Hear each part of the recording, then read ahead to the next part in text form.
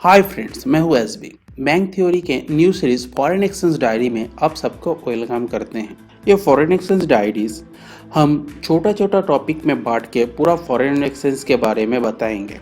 एक एक टॉपिक ज़्यादा से ज़्यादा 5 से 10 मिनट के अंदर होगा और ये 5 से 10 मिनट के अंदर आप बुक में जो मेन टॉपिक है वो टॉपिक के डिटेल्स आपको मिल ही जाएगा। और IIBF का जो फॉरेन एक्सचेंज एग्जाम उसमें अच्छा मार्क्स लाने के लिए फेडाई को जो 7 बुक का एक सेट आता है वो सेट को जरूर पढ़िए। मेन टॉपिक है वो समझना चाहते हैं आप तो जरूर मेरा ये वीडियो देखिए और ये सीरीज के साथ कनेक्ट हो जाइए।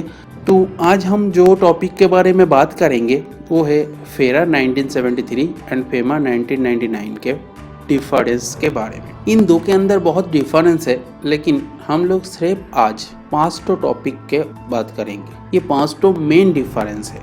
तो फर्स्ट अप क्या है? फर्स्ट है फेरा 1973 में एनेक्ट हुआ था और फेमा 1999 में एनेक्ट हुआ है। फेरा है हमारा पुराना लॉ फॉरेन एक्सचेंज कंट्रोल के लिए और नया फॉरेन एक्सचेंज कंट्रोल लॉ है फेरा। सेकंड डिफरेंस है इनका सेक्शन में। तो फेरा में सेक्शन बहुत ज़्यादा था। फेरा में टोटल कुल मिला के 81 सेक्शन था और फेमा में उसे आधा करके 49 सेक्शंस है।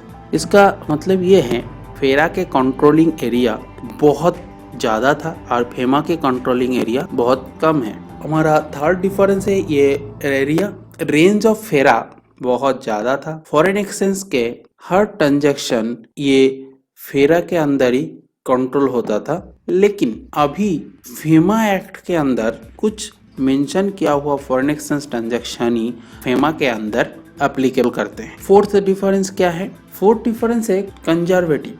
फेरा बहुत ही कंजर्वेटिव एंड रेस्ट्रिक्टिव लॉ या एक्ट था। क्यों कंजर्वेटिव, क्यों रेस्ट्रिक्टिव? इसका कुछ कारण भी था कि तब इंडिया का इकोनॉमी में फॉरेन एक्सचेंज का रिजर्व ज़्यादा करने के लिए गवर्नमेंट फेरा में बहुत पाबंदी लगाया। फॉरेन एक्सचेंज ट्रांजैक्शन को कंजर्वेटिव एंड रेस्ट्रिक्टिव बनाया। ग्लोबल इकोनॉमी का चेंज होने पर Indian government foreign exchange transaction को थोड़ा सा छूट दिए हैं। तो ये छूट के लिए इंडियन गवर्नमेंट फेरा को चेंज करके नया रूल्स लागू किए। उसको बोलते हैं FEMA, foreign exchange management act 1999। Foreign exchange management act के तहत अभी आप हर फाइनेंशियल ईयर में $2.5 लाख को आप बाहर भेज सकते हैं। जो पहले ₹1 को भेजने के लिए आपका RBI का परमिशन की जरूरत था, वह अभी हर फाइनेंशियल ईयर में आप $2.5 लाख बाहर भेज सकते हैं। लास्ट नॉट द लीस्ट, फेरा के उल्लंघन को क्रिमिनल ऑफेंस माना जाता था। वही फेमा के उल्लंघन को क्रिमिनल ऑफेंस ना मान के इसको सिर्फ सिविल ऑफेंस माना जाता है। इसका मतलब अगर कोई फेरा के उल्लंघन करते थे तो उनको कोर्ट में क्रिमिनल प्रोसिक्यूशन के अंदर जाना पड़ता था, मतलब उसका जेल जुर्माना बहुत हो सकता था। लेकिन अभी फेमा के अंदर उसको सिर्फ जुर्माना भरना पड़ता है, तो जेल होने का या क्रिमिनल ऑफेंस का उसके ऊपर कोई चार्ज नहीं आएगा। ये था हमारा 5 main difference between FEMA and फेरा।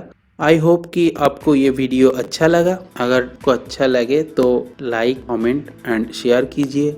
अगर अच्छा नहीं लगे जरूर कमेंट करके बताइए कैसे मेरा वीडियो क्वालिटी, मेरा टीचिंग क्वालिटी और भी अच्छा कर सकता हूँ। प्लीज़ ज़रूर बताइए। ये फॉरेन एक्सचेंज डायरीज का अगले बहुत सारे टॉपिक्स आने वाला है। हर एक टॉपिक को आपके पास सबसे पहले पहुँच जाएगा। अगर ये आप चाहते हैं कि हर एक टॉपिक आपके पास जल्दी से जल्दी पहुँच जाए तो please subscribe my channel and click the bell icon. Thank you very much.